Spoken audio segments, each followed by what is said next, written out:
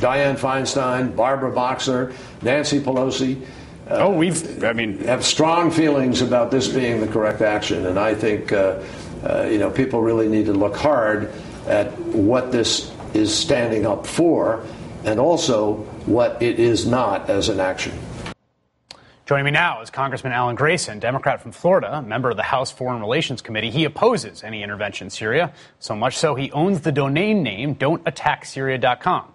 And Karen Finney, former spokeswoman, director of communications at the Democratic National Committee, who now hosts Disrupt with Karen Finney. It airs at 4 p.m. Eastern, weekends here on MSNBC. Congressman, it seems very unlikely to me there's going to be many Republican votes in the House for this, given the character of the conservative grassroots on this issue, given the fact that Boehner and Cantor have said this is a conscience vote, they won't vote for it. It's going to come down to Democrats to pass this. Don't you think so? I don't think there are votes to the Democratic side either.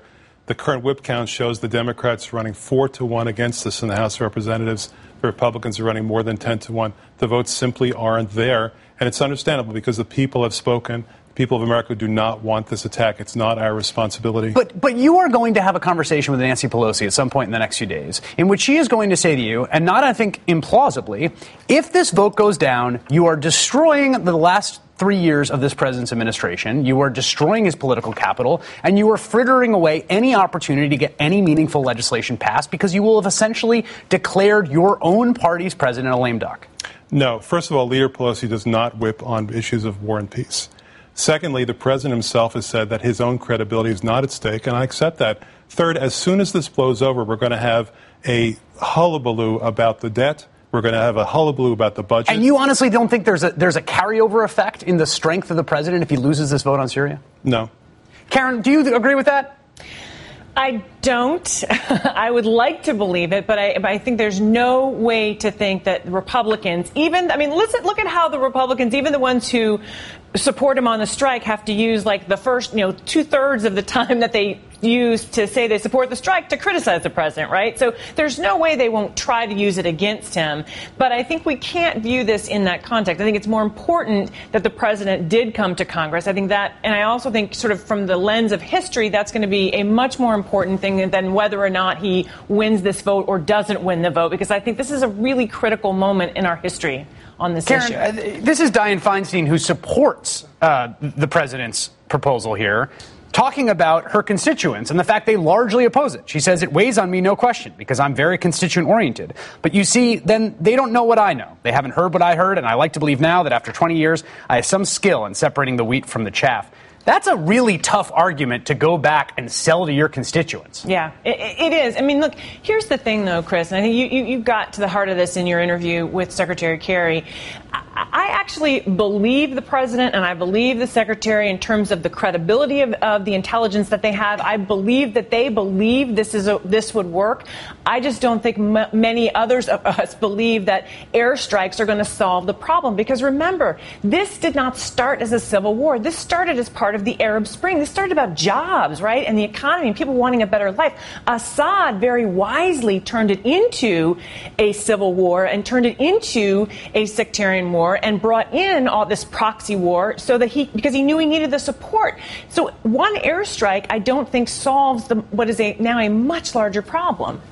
Is there anything you saw in the interview with Secretary of State Kerry that you find compelling or convincing? Not at all. Listen, most people understand this is simply not our problem. This is not our problem to solve, and we're not going to be able to solve it. But that sounds. There's nothing we can do that. I have to say that sounds a little morally obtuse to me. I mean, to say. Oh, sorry. Well, no, but to say I'm being totally honest. That's how the American people feel. Overwhelmingly so. The calls are running 100-1 against intervention. Well, the American people can be wrong about things. No, listen, they're neither wrong about this, and they get a right to decide. They're the ultimate vote here. At our website that you mentioned, 50,000 people came to our website in no time and signed our petition against this. The calls, as I said, are running 100-1 against this. The polls don't show something. The polls say maybe the public's 2-1, 3-1 against this. It's the intensity of feeling. People don't want war. It's not that they're tired of war. It's they're disgusted with war and anything that looks like a war, and that's exactly what this is. They can't micromanage this. This is going to backfire. Everybody knows it. Everybody sees it. it, except for the people in Washington, D.C. And that's why the people are going to stand up, as they have, and dictate to the representatives exactly what the outcome is here. Karen. You know, Chris, I'm not comfortable with the idea that, you know, we think it's not our problem. When over 100,000 people have been killed, I mean, we've been talking about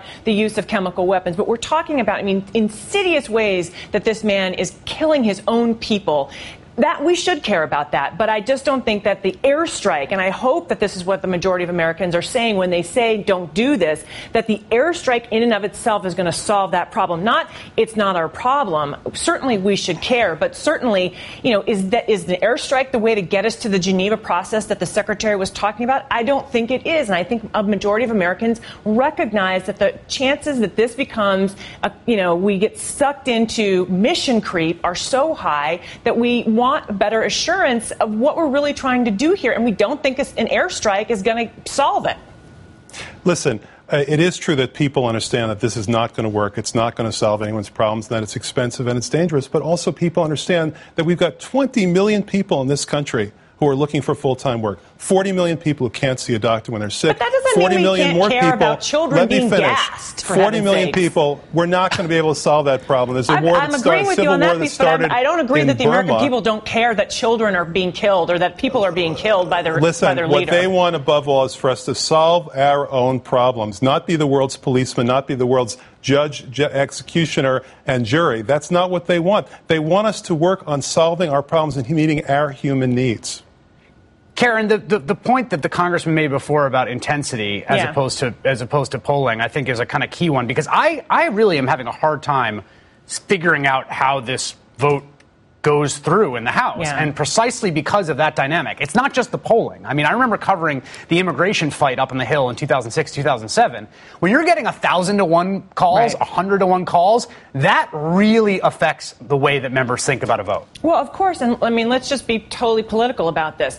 Every member of the House has to think about how they're going to go home and explain this with 2014 coming up, right? And when they're looking at those call sheets and they're looking at where the numbers are running, and you know, you've heard a lot of members, I think, are genuinely put in a tough spot because they want to support the president, but they don't necessarily think this is the right thing to do, and they know that their constituents don't want this. So absolutely, I think this vote is going to be a very, very tough one. I don't think the president is going to get it at this point. It does, from what I'm hearing, it doesn't sound like the votes are there. But I just want to say, I believe that the American people can say it's horrible what's going on over there. Military strikes are not the right answer, and we've got plenty of problems to solve here at home. I don't think that those are mutually exclusive to each other. We'll note the politics here that Vice President Joe Biden and former Secretary of State Hillary Clinton, considered to be the likely frontrunners in any Democratic field, are staying very far away from this. Former Secretary of State endorsing it through an anonymous spokesperson the other day. Congressman Alan Grayson and Karen Finney, host of Disrupt with Karen Finney on MSNBC. Thank you. Thank you. If you missed any of my exclusive interview with Secretary of State John Kerry, the full interview and analysis can be found at our website, allinwithchris.com.